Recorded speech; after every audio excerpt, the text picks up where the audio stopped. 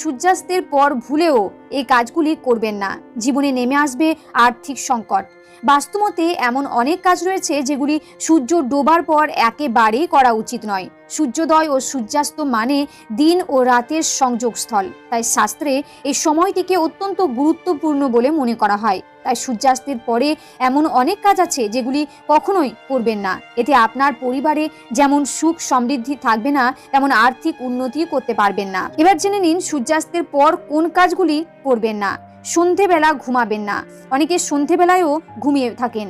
শাস্ত্রমতে সন্ধেবেলা ঘুমাতে নেই, কারণ এর ফলে তাদের বয়স কমে। পাশাপাশি বাড়িতে নেতিবাচক শক্তির প্রসার ঘটে। আবার ধর্মীয় দৃষ্টিতে মনে করা হয় সন্ধেবেলা লক্ষ্মীর আগমন ঘটে।